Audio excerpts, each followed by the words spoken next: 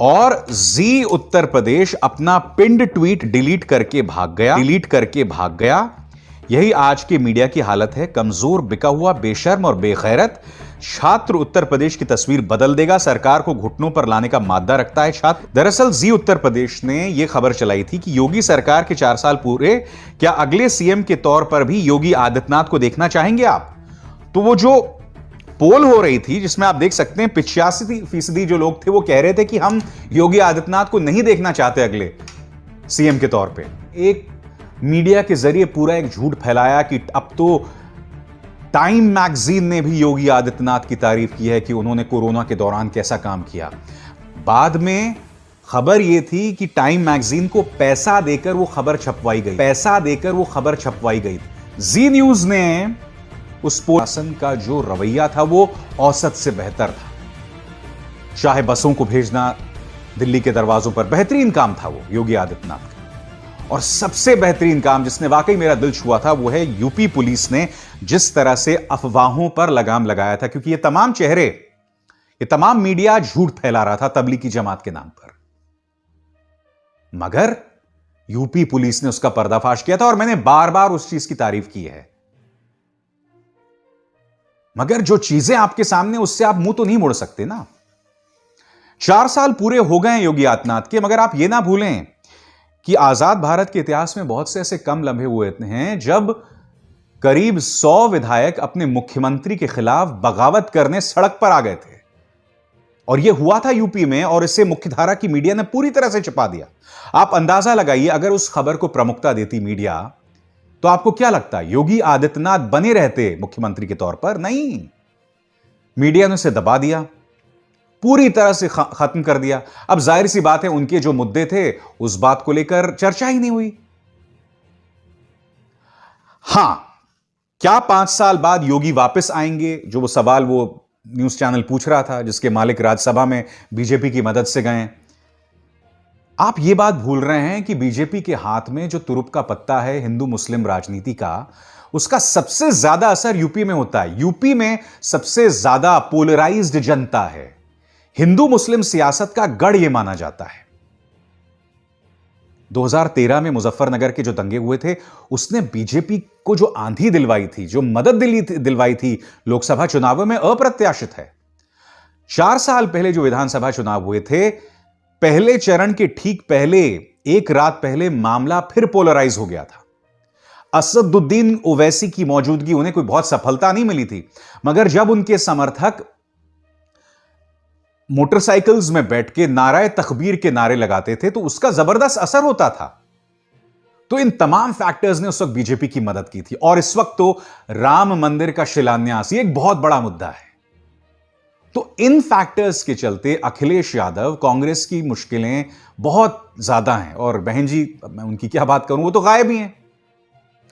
वो तो जो भी आजकल बयान दे रही हैं मायावती जी, बीजेपी के पक्ष में जाता दिखाई देता है। और मुझे बहुत दुख होता है दोस्तों, क्योंकि जब मायावती 5 साल राज कर रही थी तो मुझे ऐसा लग रहा था कि वो दौर लॉ एंड ऑर्डर के लिहाज से एक बेहतरीन वक्त था। हाँ, ये बात अलग है कि उन्होंने मूर्तियां बनवा दी, मगर मूर्तियों की क्या बात कर रहे हैं साहब आप? अब तो पूरा का पूरा स्टेडियम प्रधानमंत्री के नाम पर रख दिया जाता है। खैर, यकीनन विपक्ष की चुनौती उत्तर प्रदेश में बहुत मुश्किल है, मगर उत्तर प्रदेश के 4 साल योगी आदित्यनाथ के अंतर्गत अगर आप निगाह डालें तो इसने कई लोगों को एक्सपोज किया है। सबसे ज्यादा मीडिया को, साथ ही प्रचार तंत्र को, समाज को भी, कि हम पालघर को लेकर तो नाराजगी दिखाएंगे जब साधु संत मारे जाते हैं, मगर आगरा को लेकर हम खामोश हो जाते हैं।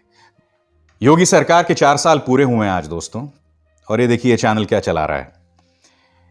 कामकाज की कसौटी पर कितनी खरी उतरी उत्तर प्रदेश की सरकार।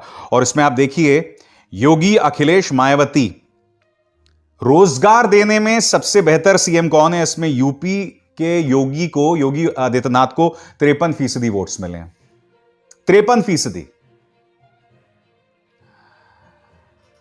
आज मैं कुछ सवाल पूछना चाहता हूं। 4 साल हो गए योगी राज को। अगर यह रामराज रहा है तो कुछ सवालों की जवाब दीजिए। सवाल नंबर 1, बीआरडी मेडिकल कॉलेज की वो तस्वीरें याद है आपको?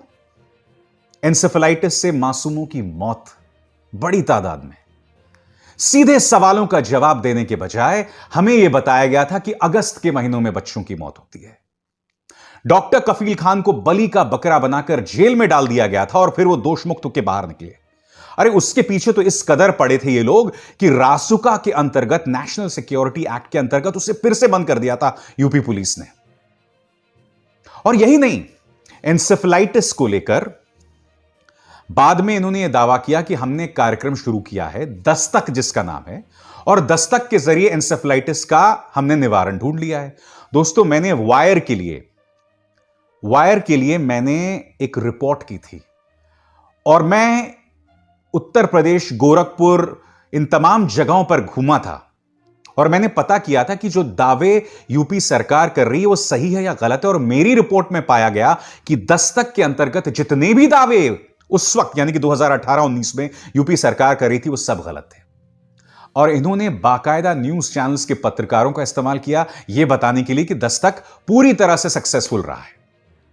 अब भी ये दावा कर रहे हैं कि इन्होंने निवारण ढूंढ लिया है। मैं जमीन पर नहीं गया हूं, अब मुझे नहीं पता कि इसकी क्या हकीकत है, मगर मैं पूछना चाहता हूं कि क्या वाकई 4 साल में रामराज आ गया? वो बच्चों की तस्वीरें भूल गए? दिक्कत की बात यह है कि देखिए, पहले की सरकारें अपराध होता था तो पीड़ितों पर इसका दोष नहीं मढ़ते थे। अब इस तस्वीर को देखिए, एक शव को रातों रात जला रहा है, ये वो हाथरस की गुड़िया है। रातों रात इन्होंने शव जला दिया, यह कहते हुए कि अगर हम रात में शव ना जलाते तो लॉ एंड ऑर्डर इश्यू हो सकता था। हाथरस की गुड़िया का दुष्कर्म हुआ उसके साथ, फिर उसका सामूहिक बलात्कार और फिर उसकी हत्या कर दी गई। और मां बाप की रजामंदी के बगैर रातों रात शव जला दिया गया।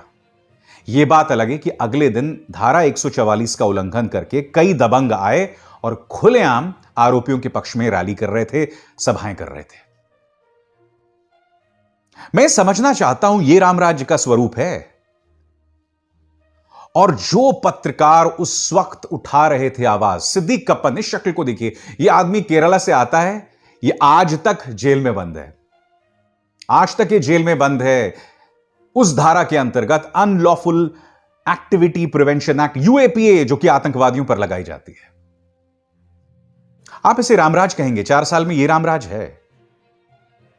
इन चेहरों पर गौर कीजिए। पवन जायसवाल, इन्होंने मिड डे मील स्कीम पर खबर की थी, पवन जायसवाल ने, और इन पर एफआईआर दर्ज कर दी गई।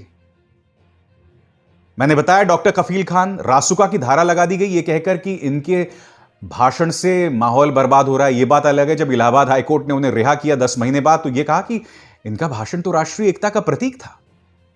अब वो आदमी उत्तर प्रदेश छोड़कर राजस्थान में जाकर जा बसा है, तो यह रामराज है।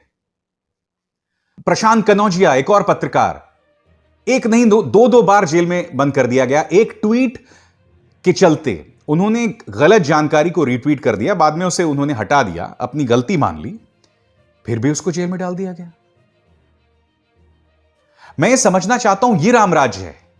इस गैंगस्टर की शक्ल देखिए, विकास दुबे, इसने उत्तर प्रदेश पुलिस के मेरे 7 भाइयों को मौत के घाट उतार दिया था। इनमें से एक डीएसपी गिड़गिड़ा रहा था कि एक स्थानीय पुलिसकर्मी जो वहां का थाना अधिकारी है, उसके साथ मिली भगत के चलते विकास दुबे जो है अपना साम्राज्य चला रहा है, उसकी बात को अनसुना कर दिया गया। अनंत देव जो कि एसएसपी थे, उन्होंने अनसुना कर दिया और फिर उसने 7 पुलिसकर्मियों को मौत के घाट उतार दिया। जब वो पकड़ा गया तो कानून के अंतर्गत कार्रवाई करने के बजाय अचानक उसका वाहन पलट जाता है और रहस्यमय तरीके से उसका एनकाउंटर हो जाता है। न जाने कितने सफेद पोशों का वो नाम ले लेता, वो तमाम चीजें छुप गईं। क्या ये रामराज है? बताइए। ये तमाम मिसालें मैं आपके सामने दे रहा हूं। जब लॉकडाउन चल रहा था और जब कांग्रेस ने यह कहा कि भाई हम बसें पहुंचाना चाहते हैं, मदद करना चाहते हैं, आप मान भी गए थे, मगर जब बसें वहां पहुंची तो सियासत के चलते आपने उन बसों को घुसने नहीं दिया अंदर। और इतना बवाल हुआ था उस वक्त। तो मैं ये समझना चाहता हूं कि इसमें जनता का हित कहां है। सबसे बड़ी बात, इन्होंने एक मीडिया के जरिए पूरा एक झूठ फैलाया कि अब तो टाइम मैगजीन ने भी योगी आदित्यनाथ की तारीफ की है कि उन्होंने कोरोना के दौरान कैसा काम किया। बाद में खबर यह थी कि टाइम मैगजीन को पैसा देकर वो खबर छपवाई गई थी और दुख की बात यह है कि तमाम न्यूज चैनल्स ने उस झूठ को चला